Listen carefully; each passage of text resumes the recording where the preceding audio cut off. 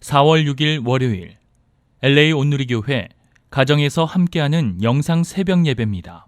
오늘 말씀은 마가복음 11장 15절에서 25절까지의 말씀. 하나님의 뜻에 합한 기도입니다. 예루살렘에 도착하시자마자 예수께서 성전으로 들어가 거기서 장사하던 사람들을 내쫓기 시작하셨습니다. 예수께서는 돈 바꿔주는 사람들의 상과 비둘기를 파는 사람들의 의자를 둘러 엎으셨습니다. 그리고 어느 누구라도 장사할 물건들을 들고 성전 안으로 지나다니지 못하게 하셨습니다. 그리고 예수께서 사람들을 가르치시며 말씀하셨습니다. 내 집은 모든 민족들이 기도하는 집이라 불릴 것이다 라고 성경에 기록되어 있지 않았느냐. 그런데 너희는 이곳을 강도의 소굴로 만들고 말았다.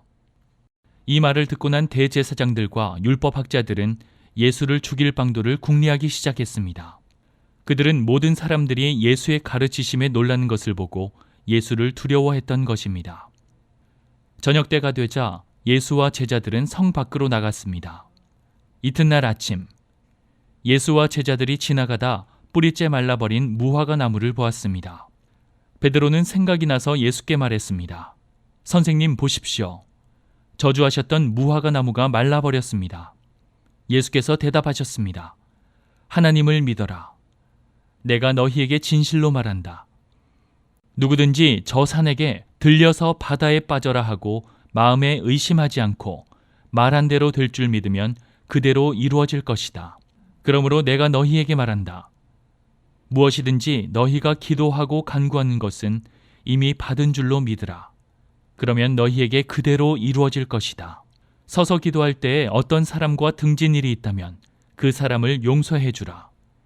그러면 하늘에 계신 너희 아버지께서도 너희 죄를 용서해 주실 것이다. 할렐루야. 고난주간 새벽 예배 첫 시간 영상으로 함께 하시는 여러분 주님의 이름으로 환영하고 축복합니다. 이 시간 함께 찬양하시겠습니다.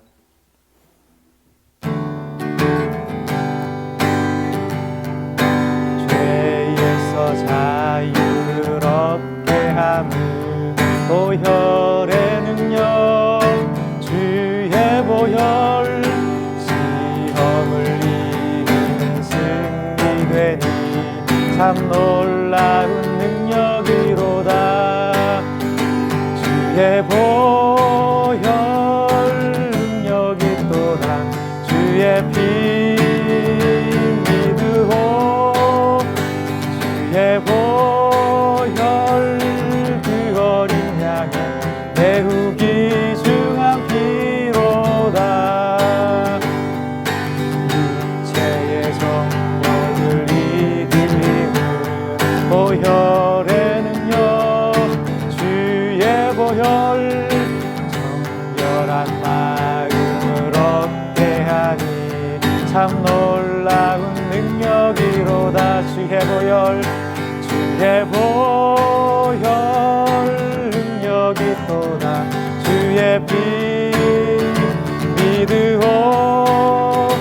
주의 보혈 그 어린 양의 매우 귀중한 피로 주의 보혈 주의 보혈 능력이 또다.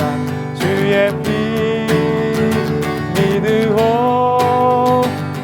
주의 보혈 그 어린 양의 매우 귀중한 피로다. 아멘. 할렐루야. 4월 6일 고난주간 첫째 날 새벽입니다.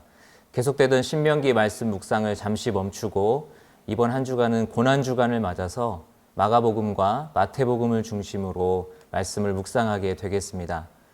이번 한 주간 동안 말씀을 통해서 예수님을 더 깊이 묵상하는 은혜가 있으시기를 축복합니다. 코로나 바이러스로 인해 우리 삶에 정말 많은 변화가 일어나고 있습니다. 사회적으로도 정말 유례없던 일들이 많이 일어나고 있습니다. 간혹 긍정적인 변화들도 보이지만 모두의 마음을 힘들게 하는 소식들도 참 많이 들려옵니다. 코로나 바이러스 사태가 발생하고 얼마 지나지 않았을 때 한국에서 한 마스크 공장 사장의 아들이 아버지에게 마스크를 헐값에 몽땅 산 뒤에 가격을 몇십 배로 올려서 팔았다는 그 소식이 뉴스를 통해 전달되었습니다. 모두가 어려운 때에 내 이익만 생각했던 그 행동을 보면서 참 씁쓸한 마음이 들었습니다. 그런데 어쩌면 내 안에도 형태는 조금 다를 수 있지만 그런 마음이 있을 수 있다라는 생각을 하면서 다시금 말씀 앞에 엎드리게 되었습니다. 하나님께서 우리에게 바라시는 것은 바로 하나님 아버지의 마음을 담는 것입니다. 오늘 말씀을 통해 하나님의 마음을 깨닫고 하나님의 뜻에 합한 기도를 드릴 수 있는 저와 여러분 되실 수 있기를 예수님의 이름으로 축복합니다. 예루살렘에 도착하시자마자 예수께서 성전으로 들어가 거기서 장사하던 사람들을 내쫓기 시작하셨습니다. 예수께서는 돈 바꿔주는 사람들의 상과 비둘기를 파는 사람들의 의자를 둘러 엎으셨습니다. 그리고 어느 누구라도 장사할 물건들을 들고 성전 안으로 지나다니지 못하게 하셨습니다. 그리고 예수께서 사람들을 가르치시며 말씀하셨습니다. 내 집은 모든 민족들이 기도하는 집이라 불릴 것이다라고 성경에 기록되어 있지 않았느냐. 그런데 너희는 이곳을 강도의 소굴로 만들고 말았다. 이 말을 듣고 난 대제사장들과 율법학자들은 예수를 죽일 방도를 궁리하기 시작했습니다. 그들은 모든 사람들이 예수의 가르치심에 놀라는 것을 보고 예수를 두려워했던 것입니다. 오늘 본문을 보면 예수님께서 예루살렘 성전에 가시게 되는데 그곳에서 장사하는 사람들을 내쫓으시고 그들의 상과 의자를 엎으시면서 누구도 장사할 물건들을 들고 성전 안으로 지나다니지 못하도록 하셨다고 그렇게 나와 있습니다. 늘 인자하고 사랑이 많은 모습이셨던 예수님께서 이렇게까지 화를 내신 이유가 17절에 나옵니다. 구약의 말씀처럼 성전은 모든 민족들이 기도하는 집이어야 하는데 지금 그 기도하는 집을 강도의 소굴로 만들어버렸기 때문에 예수님은 그토록 화를 내셨던 것입니다.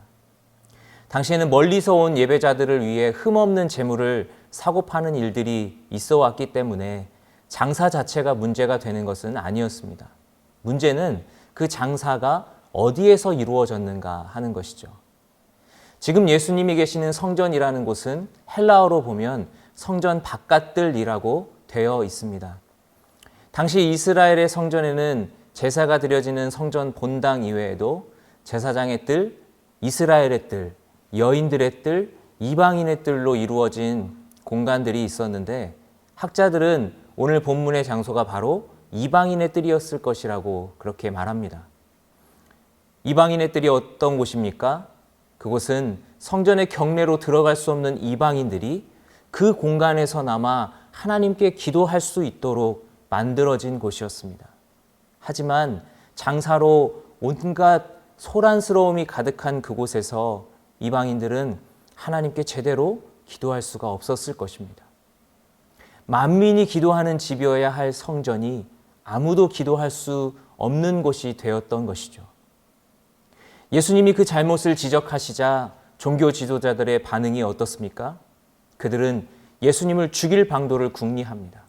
그 이유는 사람들이 예수님의 가르침에 놀라는 것을 보며 예수님에 대한 두려움이 생겼기 때문이었습니다. 무엇에 대한 두려움이겠습니까? 바로 자신들의 정치적인 기득권을 잃게 될 것에 대한 두려움이었습니다. 그들에게는 성전을 기반으로 한 권력이 있었습니다. 그런데 예수님께서 자신들이 관리해왔던 그 성전의 문제점을 지적했고 백성들이 동요했습니다. 그러니 자신들의 입지가 흔들릴 것에 대한 그 불안한 마음이 생긴 것이죠. 그래서 예수님을 죽이려고 하게 된 것입니다. 예수님이 분노하셨던 것은 어쩌면 바로 자신들의 이익을 위해 그리고 제사에 필요한 일을 한다는 이유로 소외된 이방인들이 하나님께 나와 기도하는 것은 전혀 배려하지 못했던 그 장사꾼들의 이기적이고 편협한 모습 때문이지 않았을까요? 또한 성전이 그런 모습으로 전락하도록 책임을 다하지 않고 방치하며 그러면서도 자신의 이익만을 위해 예수님을 죽일 생각만 했던 종교 지도자들의 위선과 교만함 때문이지 않았을까요? 그들의 모습을 비유적으로 보여주는 사건이 뒤에 이어져 나옵니다. 말라버린 무화과 나무가 바로 그것입니다. 저녁 때가 되자 예수와 제자들은 성 밖으로 나갔습니다. 이튿날 아침 예수와 제자들이 지나가다 뿌리째 말라버린 무화과 나무를 보았습니다. 베드로는 생각이 나서 예수께 말했습니다. 선생님 보십시오. 저주하셨던 무화과 나무가 말라버렸습니다. 예수께서 대답하셨습니다. 하나님을 믿어라. 내가 너희에게 진실로 말한다. 누구든지 저 산에게 들려서 바다에 빠져라 하고 마음에 의심하지 않고 말한 대로 될 줄 믿으면 그대로 이루어질 것이다. 그러므로 내가 너희에게 말한다. 무엇이든지 너희가 기도하고 간구하는 것은 이미 받은 줄로 믿으라. 그러면 너희에게 그대로 이루어질 것이다. 서서 기도할 때에 어떤 사람과 등진 일이 있다면 그 사람을 용서해 주라. 그러면 하늘에 계신 너희 아버지께서도 너희 죄를 용서해 주실 것이다. 예수님과 제자들은 성 밖으로 나갔다가 다음 날 길을 가는데 그 전날 예수님이 베다니에서 예루살렘으로 가시기 전에 저주하셨던 무화과 나무가 뿌리째 말라 있는 것을 보게 됐습니다. 예수님께서 본질을 잃어버린 성전과 외식적인 종교 지도자들의 그 화석화되어 버린 믿음을 지적하시기 위해 무화과 나무를 마르게 하신 것을 우리는 깨닫게 됩니다. 어쨌든 베드로가 무화과 나무가 말랐다며 예수님께 말씀을 드리자 예수님이 제자들에게 대답하시는데 첫 마디가 하나님을 믿으라는 것이었습니다. 그리고 나서 기도에 대한 가르침을 주시는데 마음에 의심하지 말고 구하라. 무엇이든지 기도하고 간구하는 것은 이미 받은 줄로 믿으면 그대로 이루어질 것이다. 기도할 때 어떤 사람과 등진 일이 있다면 그 사람을 용서해 주라. 그러면 아버지께서도 너희 죄를 용서해 주실 것이다. 이런 말씀들을 하십니다. 하나님을 믿으라는 말씀과 이어지는 두 말씀은 연결이 되는 것 같은데 마지막 용서에 관한 말씀은 갑자기 왜 이 말씀을 하셨나라는 생각이 듭니다. 우리는 자칫 이 앞에 있는 말씀들을 오해해서 무엇이든 내가 원하는 것을 얻고자 할 때 이 말씀을 근거로 삼아서 하나님과 일종의 딜을 하려고 합니다. 그러나 우리가 성경 전체를 놓고 보면 하나님의 가르침은 그렇지 않다는 것을 알 수 있습니다. 하나님을 향한 믿음을 갖는 것도 중요하지만 그에 못지않게 중요한 것은 어떤 하나님을 믿는지 제대로 알고 믿는 것입니다. 우리가 믿는 하나님은 어떤 분이십니까? 마지막 25절에 잘 나와 있는 것처럼 우리가 하나님의 마음을 품고 용서하며 사랑하며 그렇게 살아가기를 원하시는 분이십니다. 그런 마음으로 간구하는 기도를 들으시고 응답하시는 분이십니다. 성전을 만민이 기도하는 집으로 세우시고 누구도 소외받는 사람이 없이 하나님 앞에 나와 예배드릴 수 있도록 하신 분이 바로 우리가 믿는 하나님이십니다. 그러나 인간의 욕심과 이기심과 교만 때문에 성전은 아무도 하나님께 나아갈 수 없는 곳이 되어 버렸던 것이죠. 그래서 예수님이 이 땅에 오신 것입니다. 타락한 이 땅의 성전을 허물고 친히 자신이 성전이 되셔서 자신을 통해 하나님께 나아갈 수 있도록 하시기 위해 오신 것이죠. 그리고 그 일을 이루시기 위해 지금 십자가를 향해 한 걸음씩 나아가고 계신 것입니다. 여러분, 신앙생활은 종교생활이 아닙니다. 하나님과 인격적으로 교제하며 하나님의 마음을 알고 그 마음을 닮아가는 것이 바로 신앙생활입니다. 내 안에서 욕심과 이기심과 교만한 마음들이 올라올 때마다 오늘 말씀을 기억하실 수 있기를 바랍니다. 그리고 그런 우리를 변화시키시고 살리시기 위해 이 땅에 오셔서 십자가에 달려 돌아가신 예수 그리스도를 묵상하실 수 있기를 바랍니다. 그래서 하나님이 우리에게 진정으로 원하시는 것, 바로 하나님의 마음을 품고 살아가는 삶이 저와 여러분에게서 나타나실 수 있기를 예수님의 이름으로 축복합니다.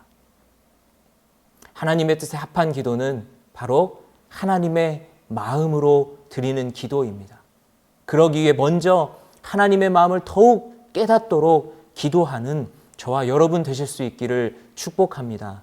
저와 여러분이 오늘도 하나님의 마음을 품고 나를 향하고 있던 시선을 들어서 지금 어려움을 겪고 있는 수많은 사람들과 또 이 땅을 위해 기도하는 그러한 하나님의 마음에 합한 자녀로 살아가실 수 있기를 예수님의 이름으로 축복합니다. 기도하겠습니다. 하나님, 오늘부터 시작되는 고난주간을 통해 예수님을 더욱 묵상할 수 있는 시간을 허락해 주셔서 감사드립니다. 전 세계가 유례없는 상황을 경험하며 많은 이들이 어려움에 고통당하고 있습니다. 이러한 때에 하나님의 마음을 깨닫게 해주시니 감사합니다. 우리 안에 여전히 남아있는 죄악된 본성이 우리를 욕심과 이기심과 교만함으로 무너뜨리려고 할 때마다 성령께서 우리의 마음을 지켜주시옵소서.